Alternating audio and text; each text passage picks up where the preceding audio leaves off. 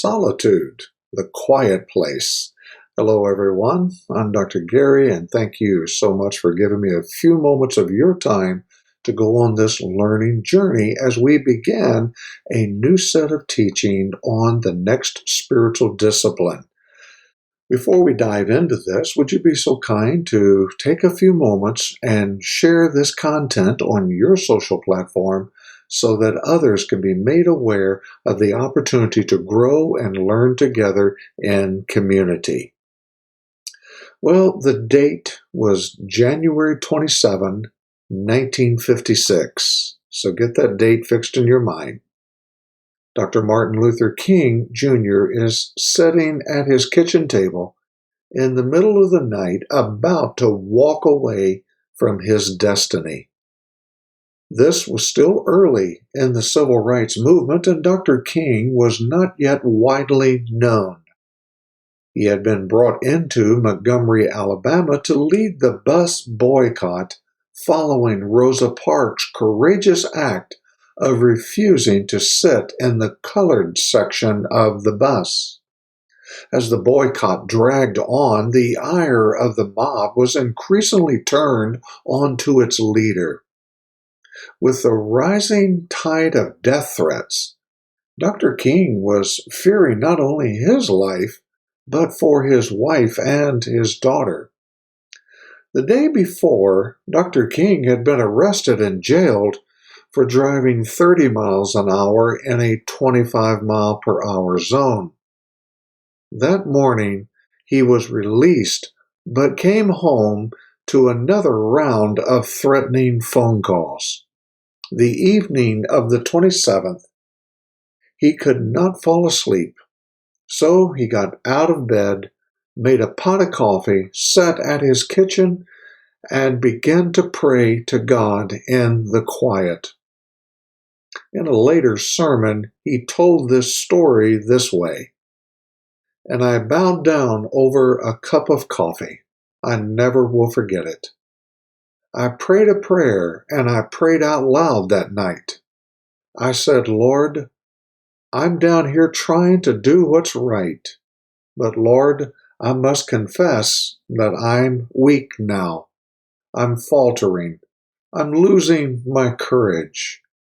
And he seemed at that moment that I could hear an inner voice saying to me, "Martin Luther, stand up for righteousness. Stand up for justice. Stand up for truth. And lo, I will be with you, even unto the end of the world." Well, that great story of solitude and quietness at the kitchen table in the middle of the night was a transformational place and moment. But let's look at a New Testament passage of Luke chapter 5, verse 15 and 16. "But now even more the report about him went abroad, and great crowds gathered to hear him and to be healed of their infirmities.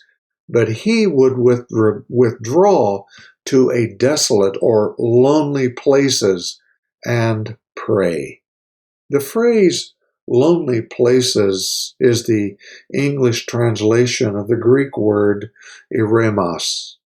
But eremos can be translated the desert, the deserted place, the desolate place, the solitary place, or my favorite, the quiet place. Jesus would regularly disappear out into the wide open space all by himself to pray. Luke tells us he often withdrew to the eremos. Listen to some alternative passages of Scripture on Luke 5:15 to 16. Jesus himself frequently withdrew to the wilderness and prayed.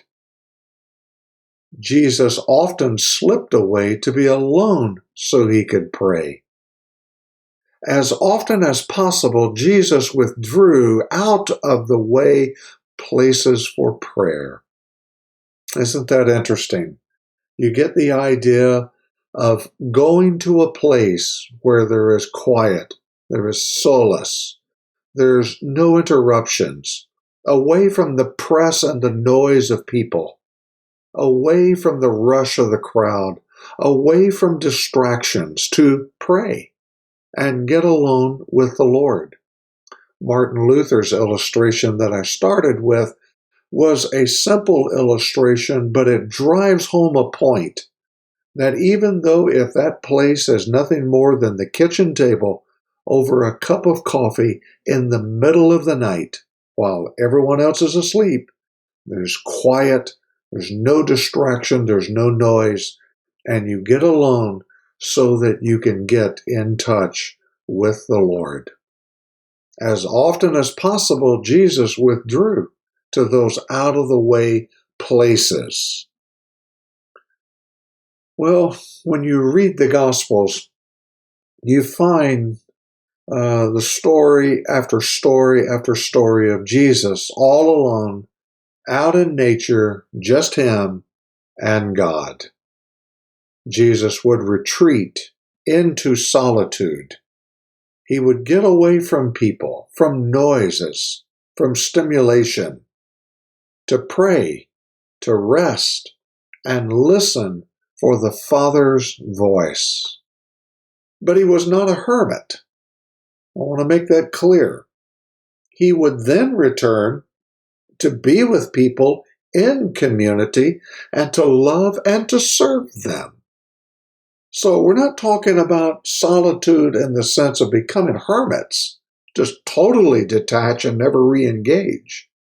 No, Jesus withdrew for prayer, rest, and listening for the Father's voice, but then re-engaged to love and serve after that time of refreshing.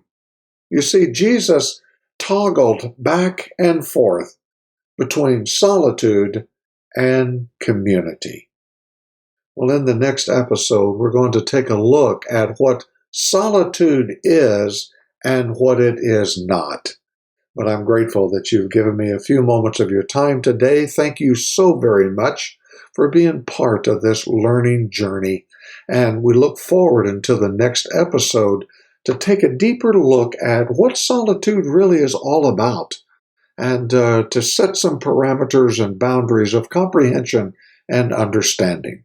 Until we can meet again, we bid you Godspeed. Bye for now.